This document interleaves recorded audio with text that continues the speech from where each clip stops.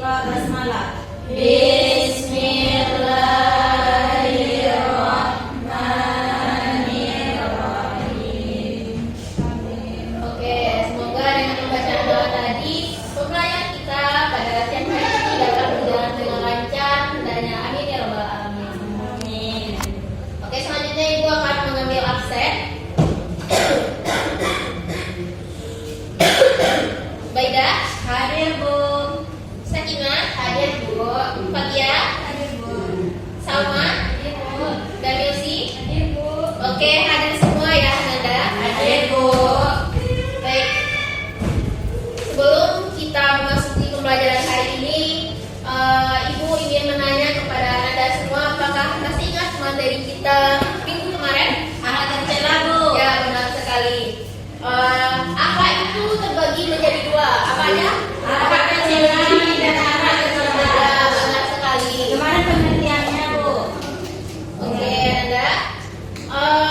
Sini ada sebuah kisah di mana ada seseorang yang melakukan atau memberikan sedekah kepada orang lain, namun orang tersebut melakukan selfie atau berfoto dan menyebarkannya di media sosial agar dipuji oleh orang lain. Apa itu termasuk sifat apa, Anda? Iya. Iya. Benar sekali. Iya. Benar sekali. Hari ini kita akan membahas tentang akhlak tercela kepada Allah, yaitu riya dan nifaq.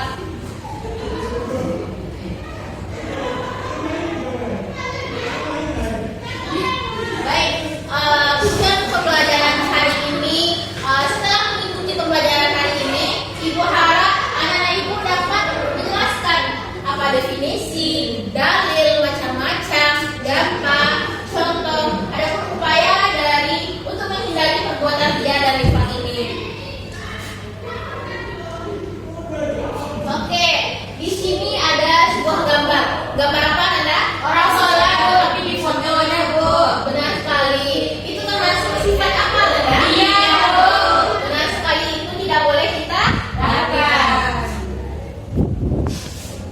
Selanjutnya gambar apa, Nanda? Iya, kan ngasih orang uang, Bu. Membeli foto, Bu. Membeli sedekah sampai ya, Bu. Iya, ya, Bu. Iya, Ya. akan dipuji, Bu. Tetapi Anda, kita tidak boleh mengklaim orang tersebut ria, karena kita belum tahu apakah orang tersebut bermaksud melakukan hal itu, apakah dia ria atau tidak. Hanya dirinya sendiri yang mengetahui apakah dia ria atau tidak. Apa Anda? Tergantung pandangan masing-masing. Ya. Ibu.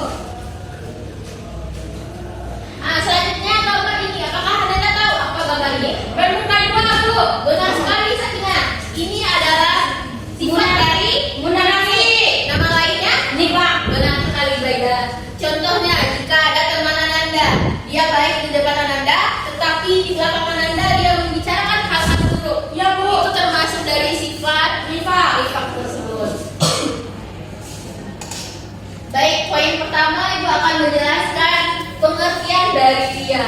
Dia dalam bahasa Arab artinya itu memperlihatkan atau memamerkan. Jadi secara istilahnya itu memperlihatkan sesuatu kepada orang lain, baik barang maupun perbuatannya, baik itu dilakukan dengan maksud agar orang lain dapat melihatnya dan akhirnya memujinya. Jadi dapat disimpulkan bahwa dia ini adalah perilaku yang dilakukan oleh seseorang, perbuatan atau perilaku yang dilakukan oleh seseorang agar maksud agar dipuji oleh orang lain. Baik, selanjutnya kita akan membahas dalil dari dia tersebut. Terdapat dalam Quran surat Al-Ma'un ayat 4 sampai 6. Mari kita baca bersama-sama, Nanda.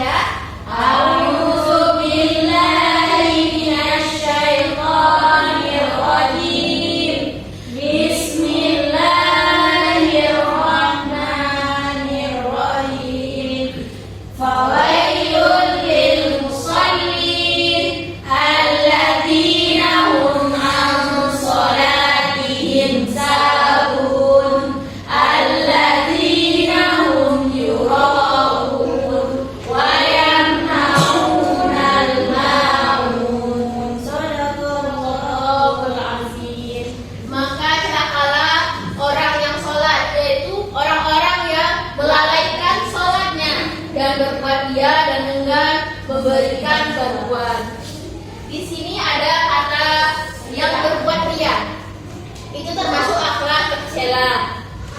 Di mana surat Allah ini menjelaskan tentang orang-orang yang mendustakan agama. Jadi perbuatan ria ini termasuk kepada orang-orang yang mendustakan agama. Sekali. Oke, selanjutnya kita akan membahas macam-macam ria. Itu terbagi menjadi dua. Yang pertama itu ria jadi. Yang kedua kami.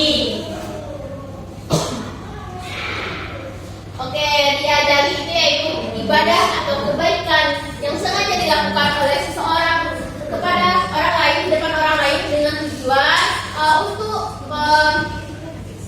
mengagungkan Allah.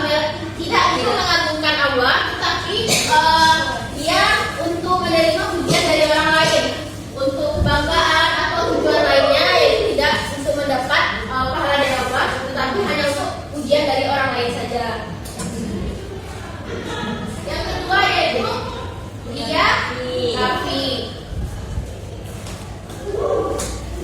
yaitu dengan melakukan ibadah atau kebaikan secara tidak terang-terangan, tetapi dengan maksud agar dia dihormati dan dimuliakan oleh orang lain.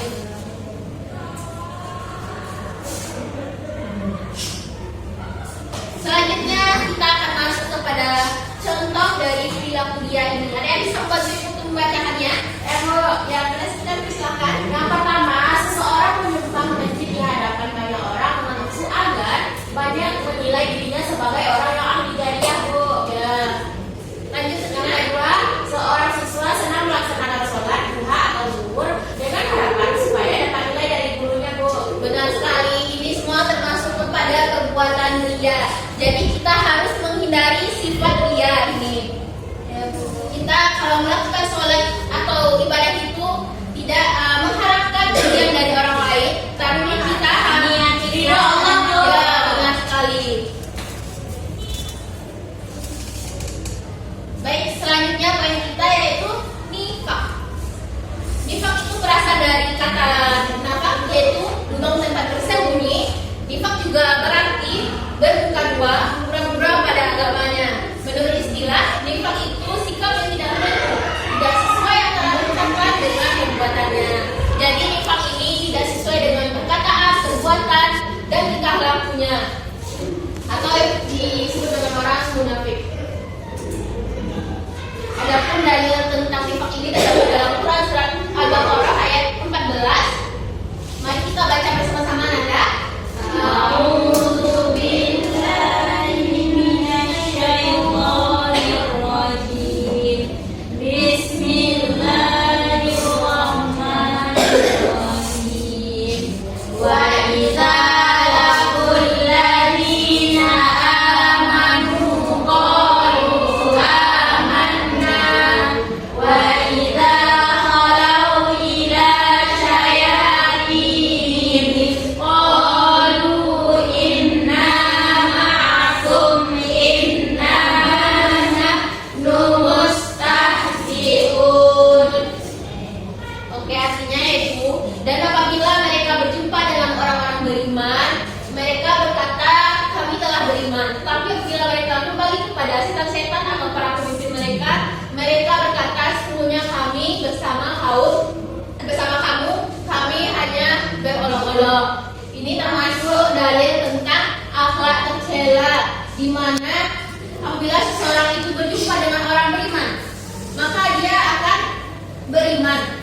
Dan apabila mereka kembali bersama teman-temannya atau para pemimpin mereka, maka mereka akan berolok-olok tentang ajakan beriman. Jangan sekali. Selanjutnya itu macam-macam nifak. Yang pertama itu nifak itikadi, yang kedua nifak amali.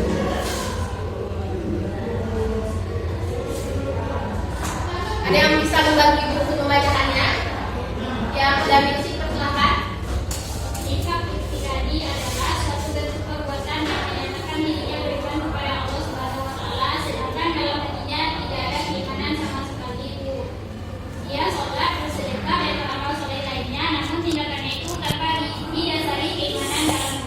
Benar. Di sini dia mengaku bahwa dirinya itu beriman, tetapi dia tidak melakukan perintah Allah.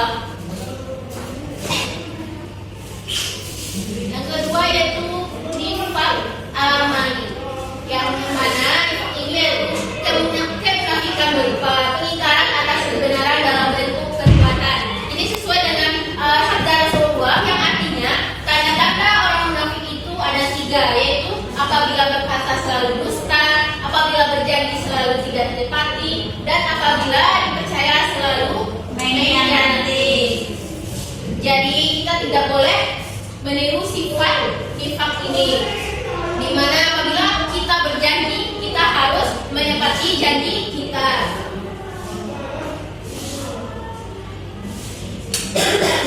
Oke, selanjutnya poinnya itu contoh dari perilaku nifaq. Yang pertama yaitu mengaku berislam dan beriman, namun tidak menjalankan sholat, zakat, mengaji, puasa, dan lain-lainnya. Jadi dia mengaku bahwa dirinya itu Islam, beriman, namun dia tidak melaksanakan sholat atau perintah Allah. Yang kedua itu suka memutarbalikkan fakta atau keadaan. Di depan orang lain begitu, di depan orang lain berbeda ucapannya lagi. Dan yang ketiga itu terbiasa dengan kebohongan, ingkar janji, dan sampai di sini apakah Anda paham apa yang saya jelaskan? Paham?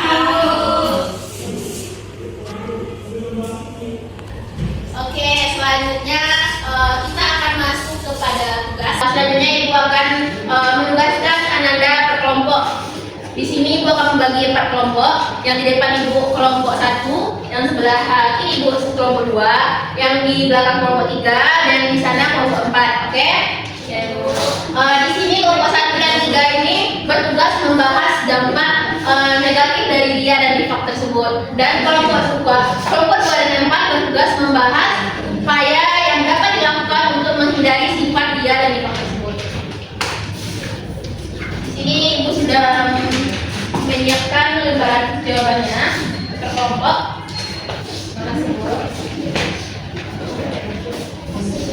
Oke, di situ ada petunjuk untuk menyelesaikan tugas tersebut. Ibu kasih ada waktu 5 menit.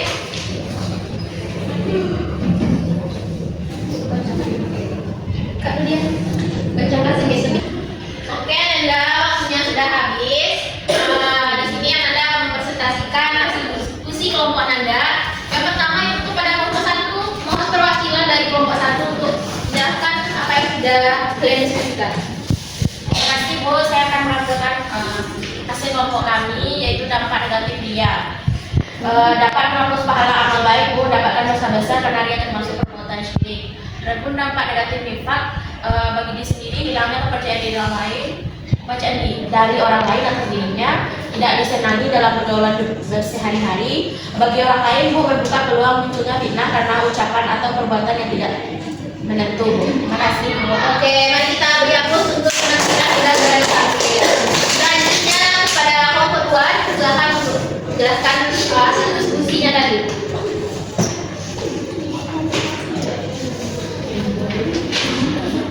Baik, terima kasih Bu. Jadi hasil dari diskusi kelompok kami yaitu upaya yang dapat dilakukan untuk menghindari sifat ria dan nifaq. Yang pertama, menghindari ria, yaitu melatih diri untuk beramal secara ikhlas walaupun sekecil apapun yang dilakukan.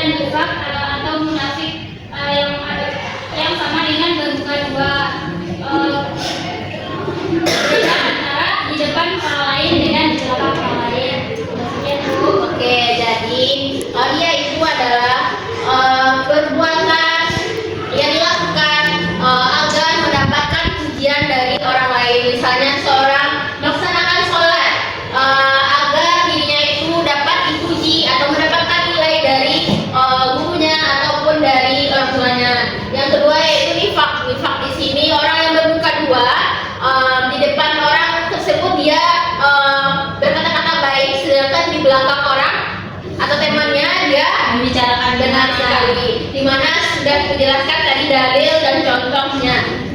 Jadi kita itu tidak bisa mengklaim orang tersebut ria karena hanya dirinya sendiri yang tahu apakah dia termasuk perilaku ria atau tidak. Sebagaimana contoh tadi, seorang yang memberikan sedekah pada orang lain dengan menyebarkannya ke media sosial, apakah dia ria atau tidak itu tergantung dirinya sendiri dan hanya dirinya sendirilah yang mengetahui dia ria atau tidak. Oke, sampai di sini pembelajaran kita hari ini. Semoga